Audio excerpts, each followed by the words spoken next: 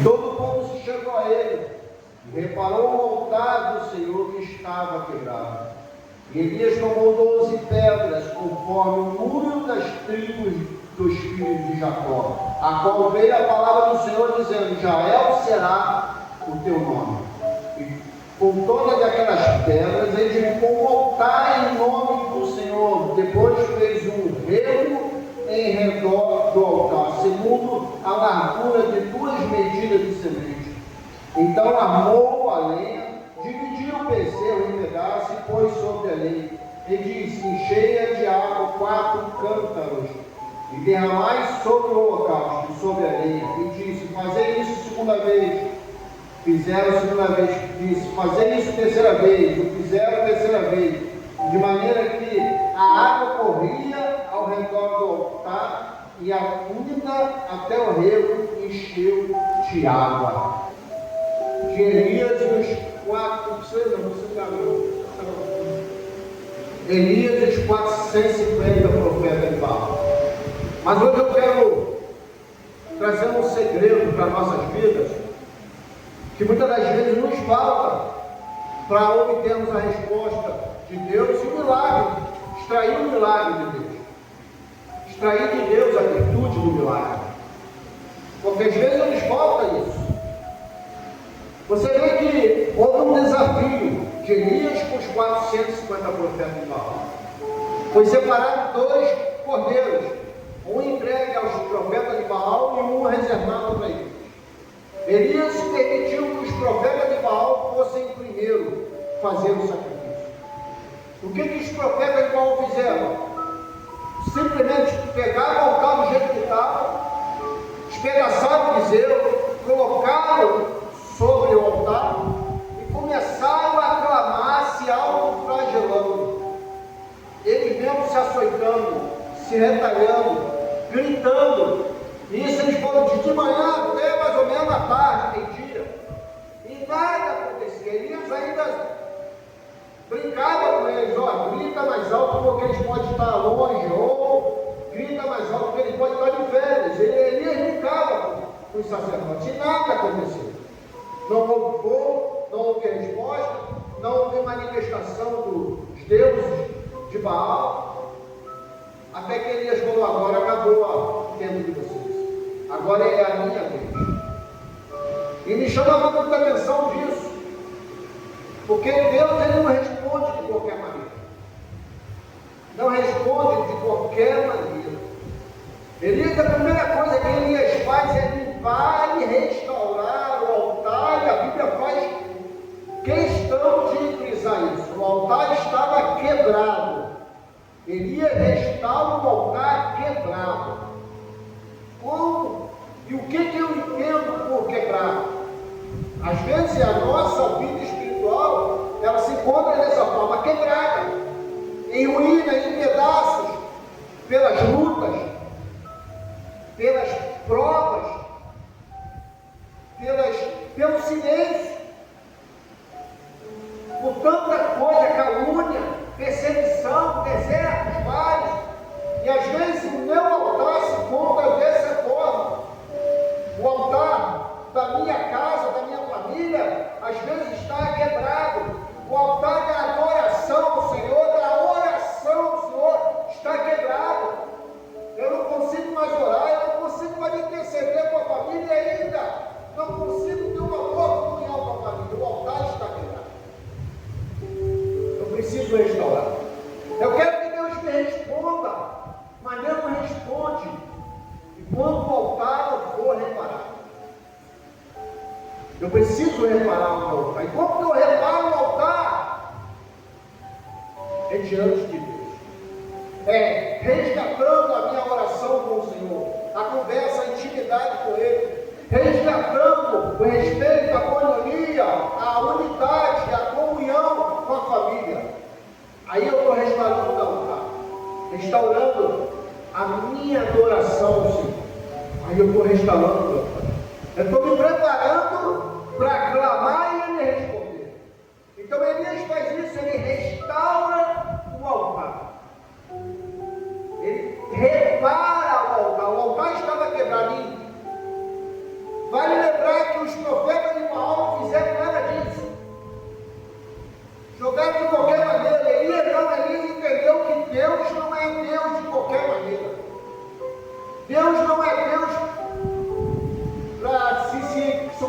sacrificar, oferecer qualquer coisa. Elias entendia isso, Elias compreendia isso. Elias entendia que para chamar a atenção de Deus tinha que ser algo muito bem feito, muito bem preparado, muito bem oferecido. E ele repara, essa é a primeiro sinal, a primeira atitude que eu preciso ter para obter e extrair de Deus o meu milagre.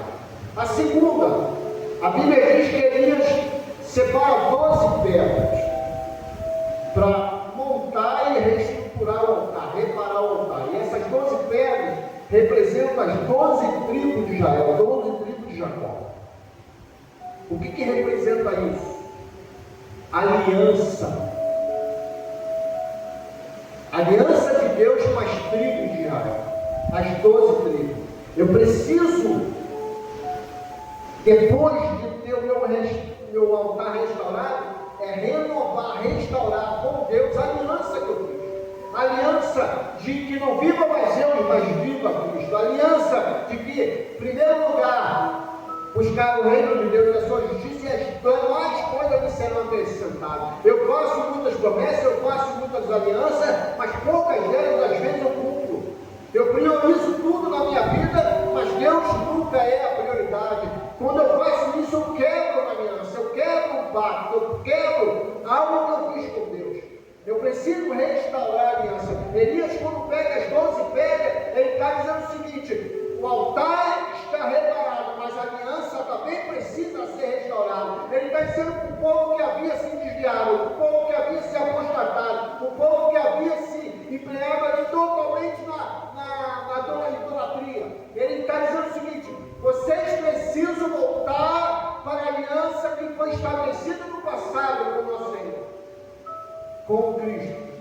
Era isso que ele precisava, era isso que ele estava querendo dar como sinal. Era isso que ele queria mostrar com essa mensagem das 12 pedras, as 12 tribos de Israel. Porque ali estava o povo, ali estavam as 12 tribos. E ele precisava chamar essa atenção. E hoje ele está chamando a minha e a sua atenção. Nós precisamos restaurar o altar, mas também precisamos restaurar a aliança com Deus.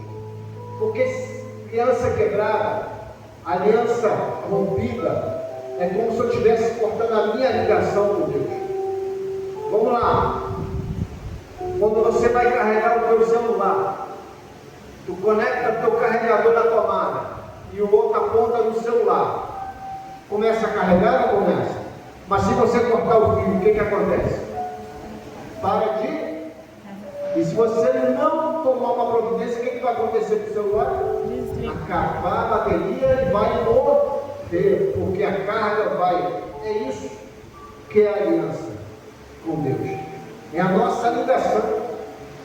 É quando você consegue falar com Ele tete a tete. Mas quando eu quebro essa aliança, eu quebro a minha comunicação, a minha ligação. Eu preciso restaurar isso na minha vida. Eu preciso restaurar isso na minha casa. Eu e a minha casa serviremos ao Senhor. Quando você declara isso, você está firmando uma aliança com Deus que você e a sua casa servem ao Senhor. Mas aí você permite que o conflito entre na sua casa, entre no seu casamento, entre no seu relacionamento. Que não há mais conversa entre pai e filho, que não há conversa mais de esposa e marido, não há nada disso. Você precisa entender que precisa restaurar isso, essa aliança. Essa é a segunda coisa que Elias faz. É o segundo segredo para se extrair de Deus a virtude do milagre. Você vê que a mulher do fluxo do sangue, quando soube que Jesus ia passar, o que ela faz? Ela faz uma aliança, um propósito, um desafio. Ela mesma declara que se tão somente eu tocar a orla das suas vestes, ficarei santo, serei curado. Ela está afirmando isso. E quando ela afirma isso, ela está dizendo: essa é a minha aliança, esse é o meu meio de extrair do Senhor a virtude do milagre. E quando ela vai para tocar na orla do Senhor, ela se arrasteja, ela se prostra para tocar na orla. Quando ela se prostra, ela está dizendo o seguinte: a minha vida como está diante do Senhor. Ela coloca a vida dela como está, em humilhação diante de Deus, toca a sua orla, há uma aliança feita e Deus dá virtude extra aí. Quem está entendendo aqui? Amém. Então nós precisamos disso. Há uma importância de ter o altar restaurado. Há uma importância de ter uma aliança restaurada. Só assim eu consigo extrair virtude. Só assim eu consigo chamar a atenção do resto. E quando é feito isso, Elias restaura o altar. Elias prepara as 12 pedras, põe as lenhas, despedaça o cordeiro. Quando ele despedaça o cordeiro, ele oferece o cordeiro. Ele está agora, que é o terceiro segredo, é você oferecer o sacrifício. Mas olha, o que me chama a atenção nisso é que o maior sacrifício ali para Deus não foi o cordeiro, foi a água. Porque ele manda encher 4 cântaros de água e derramar sobre o holocausto, sobre o sacrifício, sobre o altar. E havia um rego que foi cavado em volta do altar, e a água escorria por cima do cordeiro, por cima da lenha, por cima das pedras, até chegar ao rego. Ele chega, enche a segunda vez, mais 4 cântaros. Eles enchem a segunda vez os 4 cântaros, derrama sobre a lenha, sobre o holocausto. Pela terceira vez, encha os 4 cântaros e derrama aqui. Ele derrama 12 cântaros de água, que representam também as 12 tribos de Israel. Quando ele oferece aquela água junto com o holocausto, ele está dizendo o seguinte: o meu sacrifício precisa ser completo, total. Porque o que era mais precioso naquela época? Há mais de 3 anos e meio sem chuva, havia uma seca terrível, a água valia mais do que ouro, e ele derrama nada mais, nada menos do que mais de 150 litros de água sobre o holocausto. Imagina, 12 cântaros de água, que somando pela medida padrão do cântaro de água da época, dava mais ou menos 150 litros de água. É o que é derramado, jogado em cima do altar. Na ótica humana, desperdício, mas para Elias era entrega completa, entrega genuína. Então, para mim, eu preciso ter um altar reparado, eu preciso ter a aliança reparada, mas também eu preciso ter uma entrega completa. Eu preciso entregar a minha vida, eu preciso entregar as minhas lutas, eu preciso entregar as minhas provas, eu preciso entregar a minha casa, a minha família por completo na mão do Senhor. Esse era o propósito, essa era a entrega, e era isso que ele estava fazendo, entregando completo. Era o cordeiro, era a água, era uma entrega, era um sacrifício completo. Eu preciso fazer isso. Quem não vive uma vida de sacrifício não chega até o Senhor, não consegue ouvir a voz dele, não consegue extrair a virtude, o milagre do Senhor. Precisamos disso. E mais uma coisa, o porquê da água. Havia um costume dos sacerdotes de outros deuses mundanos, que eles, quando iam sacrificar, para mostrar que havia milagres, eles colocavam fogo escondido. Fogo escondido, que no momento que eles diziam que estava orando para o Deus dele mandar fogo, aquele fogo pegava e para dizer que foi Deus que mandou fogo, mas na verdade era fogo escondido. E quando Elias joga água, Elias está dizendo o seguinte: aqui não tem fraude, aqui não tem engano, porque o fogo que tem que consumir isso não vem de cima, de baixo para cima, vem de cima para baixo. Era esse outro recado que ele estava entregando através da água que cairia sobre o altar.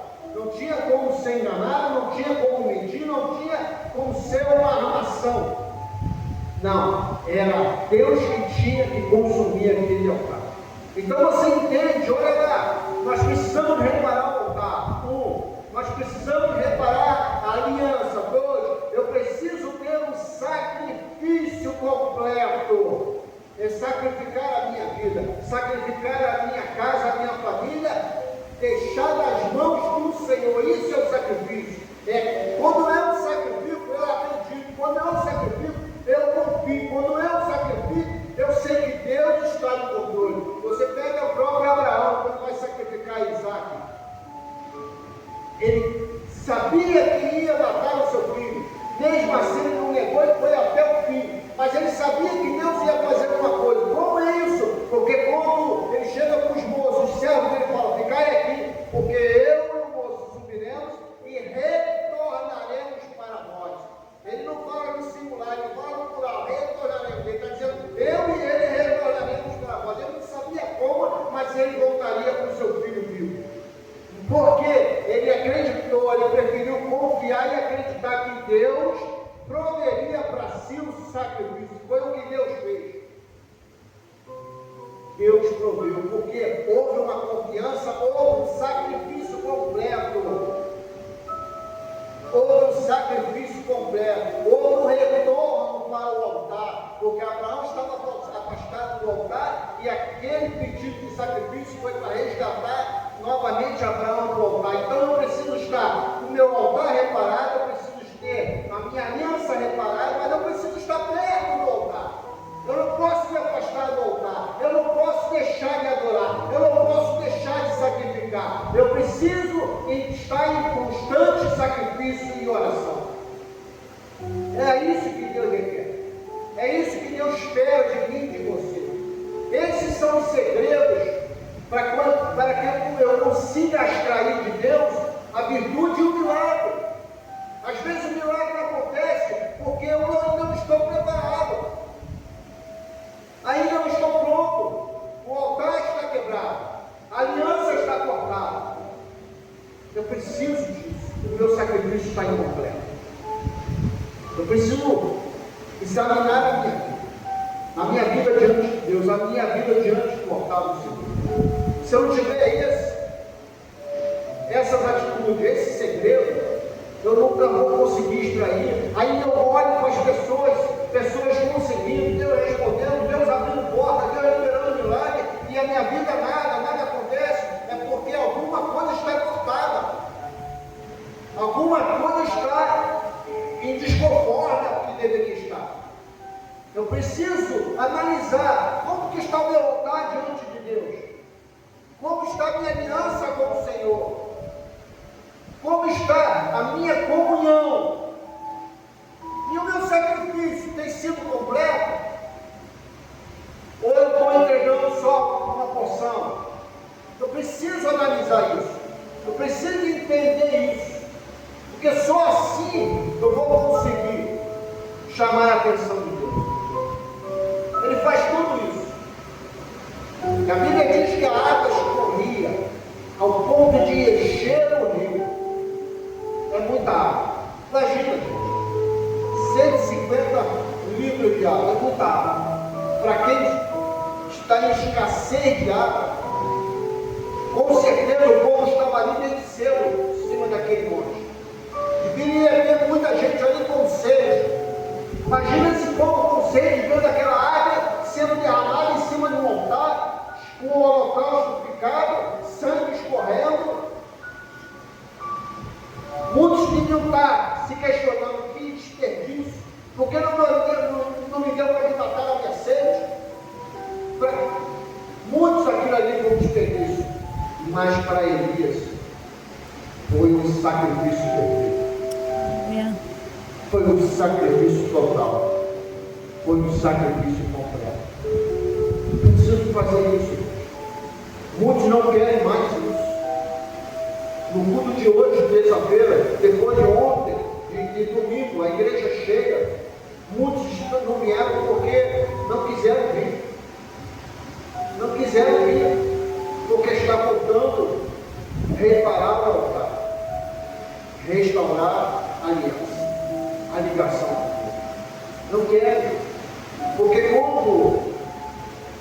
Quem crê que pastor Jorge e pastor Ana Paula são um casal de Deus? Porque aquilo que te libera aqui voltar para você não são palavras vazias, não são profecias vazias. Aquilo que liberamos aqui, nós acreditamos. Olha, é tão forte isso, que às vezes eu libero coisas aqui para a vida de vocês, e eu acredito mais que aconteça na vida de vocês do que possa acontecer na minha. Dá para entender isso? Eu tenho mais fé para vocês do que para mim mesmo.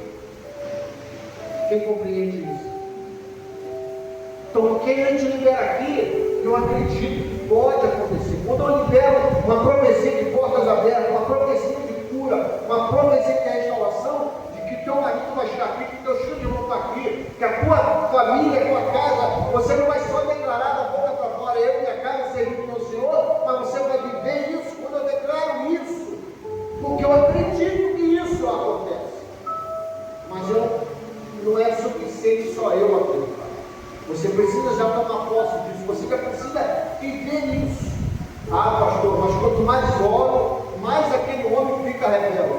Glória a Deus, é sinal de que está fazendo efeito. É sinal de que está funcionando. É sinal de que está funcionando. Sabe por quê? Sabe quando é que o inimigo fica rebelde, fica agitado? É quando algo está incomodando ele. E a oração está incomodando. O propósito está incomodando. Então, ele derrama. Aí sim, nós temos, nesse momento, altar. Repita comigo: altar reparado. Aliança reparada. Sacrifício completo. Você está entendendo? Altar reparado, aliança restaurada, sacrifício completo. Quando eu tenho isso, é só olhar para o céu e falar: Senhor. Aí vamos ver a oração de Elias. Olha só que coisa maravilhosa. Ele diz: enchei de água os câmeras, de maneira que a água corria ao redor do altar e ainda até o rio. Sucedeu, pois, que oferecendo essa oferta de manjar, o profeta Elias se chegou e disse: ele olhando para o céu, olha só: Senhor, Deus de Abraão, de Isaac e de Israel, manifeste-se hoje que tu és Deus em Israel, e que eu sou teu servo, e que conforme a tua palavra fiz todas essas coisas. Responde-me, Senhor, responde, porque pouco conhece que tu, Senhor, és Deus e que tu fizeste tornar o seu coração para trás. Então caiu o fogo do Senhor e consumiu o holocausto, a lenha, as pedras e o pó, e ainda lambeu a água que estava no rio. Olha só. Ele olha para o céu, porque ele tem toda uma estrutura física e espiritual pronta. Ele olha para o céu e fala: Senhor, responde, para o povo ver que o Senhor é Deus, para que ele retorne, porque o povo havia se desviado, para que eles retornem ao passado, retornem à comunhão, à aliança com o Senhor, e para que saiba que eu sou teu servo. Por isso que tem hora que nós liberamos uma palavra profética para você, que Deus cumpre, para vocês perceberem que quem está liberando a palavra são dois servos de Deus. Um homem e uma mulher que tem a vida no altar do Senhor, que não são palavras vazias, são palavras que são liberadas com fé. O povo vê que eu sou teu servo. Responde.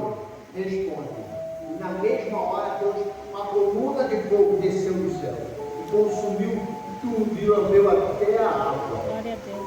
E quando acontece isso, olha que eu acho interessante, que nada é feito contrário ao que é permissível. Quando acontece isso, o povo vê aquilo, o povo se e adora ao Senhor, reconhece que Deus é Deus em Israel. Quando o povo reconhece, Elias agora manda matar os 450 profetas de Baal. Mas peraí, é massacre, é assassinato. Será que isso não foi um pecado? Não, porque no Antigo Testamento existe uma lei mosaica, existia uma lei mosaica que permitia ser morto ou matarem a pessoa que se desviasse e adorasse a outros deuses. Então, levasse uma adoração pagã no meio do povo e ainda tentasse induzir o povo a se corromper. Então, existia uma lei de Moisés que permitia isso. Quando Elias manda matar os profetas de Baal, ele está dizendo o seguinte: vamos cumprir a lei, mate todos. Eles estavam dentro da lei. E nada que ele fez foi fora da lei. Olha que coisa tremenda. Então tudo foi feito conforme. Primeiro ele cumpre a lei de Deus, depois ele cumpre a lei do homem. Olha que maravilha. Você crê que Deus pode fazer isso na sua vida? Sabe aquele processo na justiça? Ele pode cumprir a lei dele e ainda fazer e obrigar o homem a cumprir a sua lei, a teu favor, liberando sentença favorável. Deus faz isso. Deus, ele trabalha dessa forma. Mas o que eu preciso é estar preparado. Olhar para o céu e falar: Senhor, está tudo pronto. É só o Senhor responder. Quando a minha vida, como um altar, estiver restaurada, a minha aliança com Deus estiver refeita, renovada, e o meu sacrifício, que é o meu sacrifício, eu, como sacrifício vivo diante de Deus, for completo, 100%, aí eu tenho condições, crédito suficiente para olhar para o céu e falar: Senhor, responde com fogo a minha oração e julga a minha causa boca a boca.